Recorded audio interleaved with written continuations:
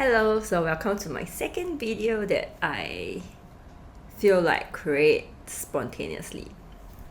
Right, so I want to talk about self-sabotage, or rather I want to talk about why I do not subscribe to the idea, at least not anymore. So if you hear from me a couple of years back, you will know that I subscribe to that idea and concept of self-sabotaging. And as I always say that what I said before may not hold true anymore if you hear it like 2-3 years later, because as I evolve and grow and my perspective expand, my knowledge, my information get increases, and then it will change the way how it will change the way I believe in certain things, right? So I no longer believe in self-sabotaging, and at least not in the intention of it. Okay, so let's look at it, right? Like sabotaging, the word itself talks about how that. Okay, let's keep it simple first.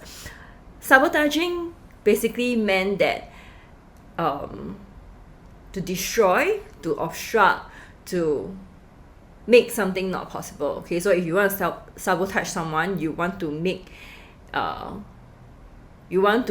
get in the way of that somebody so that he or she doesn't get what he or she wants. Okay, so basically that's sabotaging, right?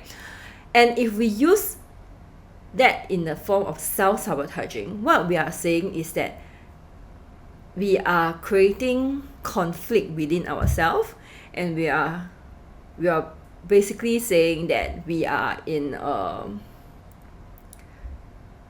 okay, I don't want to use the word like at war or what, but basically we are against ourselves, right? Because you sabotage someone else, or whoever sabotage someone else, because they are against that person, because they are in conflict, because of basically just not on good terms, right? So when we use the word self-sabotaging, we are basically saying that we are not in good terms with ourselves. On good terms. We are not on good terms, not in good terms. Okay, so we are not on good terms with ourselves. And that itself is like the whole contradiction to how or what inner work is about. Because if you look at it, in inner work, what we are really doing is to reconcile things, develop new relationship, or develop better relationship with ourselves, reconnect to ourselves. And if we keep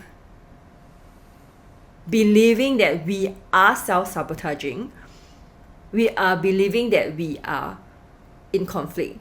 We are saying that we are against ourselves. Like I am against myself when I self-sabotage. So that's the reason why I no longer subscribe to the idea. Having said that, I am not saying that our actions,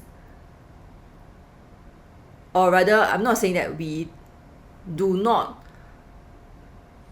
cause ourselves problem. We do. But I do not use the word self-sabotaging.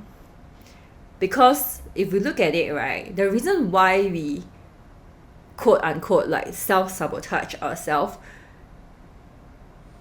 is not the same reason as when someone wants to sabotage someone else. Because we do not come from a space of trying to bring ourselves down. Okay, so I think I'm in a space, or I'm at a point whereby I do not believe that anybody is trying to bring him or herself down.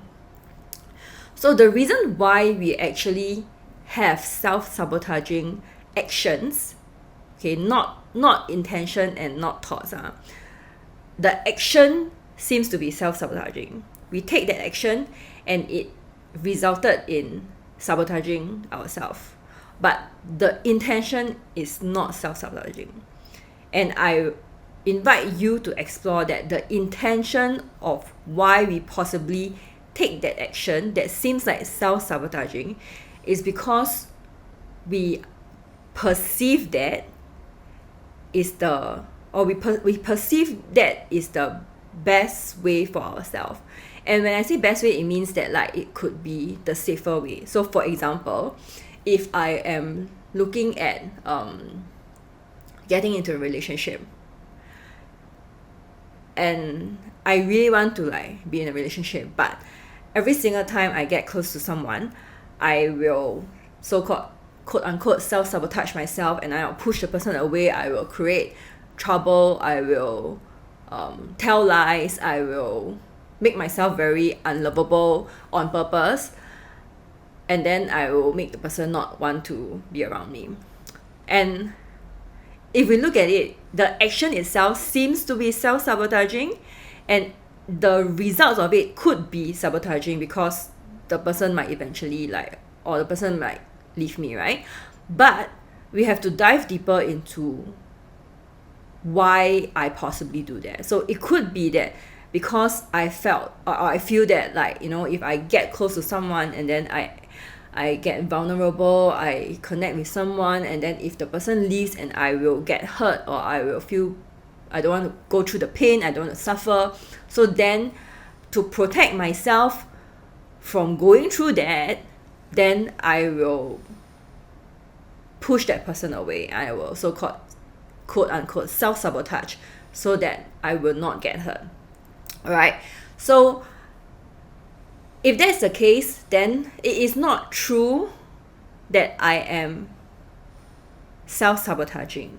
Okay, I mean, actually it is true because I want a relationship and then I push the person away, then I don't get to be in a relationship. So in a way, yes, it is true that the action is self-sabotaging, but I really invite you to look at it from another perspective, that action itself is coming from protecting myself. And if you have the habit of doing this to yourself, I invite you to explore what is it that you are what is it that you are really protecting yourself from. And then from there, that's where you can work on how can you do it differently, right? So if let's say I'm afraid of being hurt, I'm afraid that if I connect too deeply with someone and then the person leave and then I get hurt, so then I have to, or I will look at how can I strengthen my own resilience, how can I strengthen my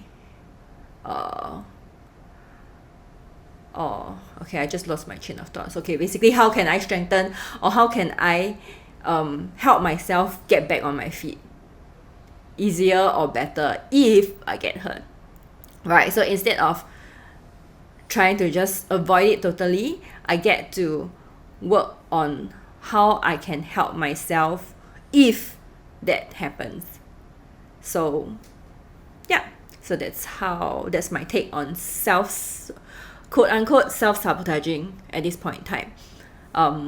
I no longer tell my clients or talk to people and say that they self-sabotage themselves. I will say that their actions are self-sabotage. Their actions are sabotaging themselves, but I will not believe that that is their intention. So here's my take on it. And talk to you again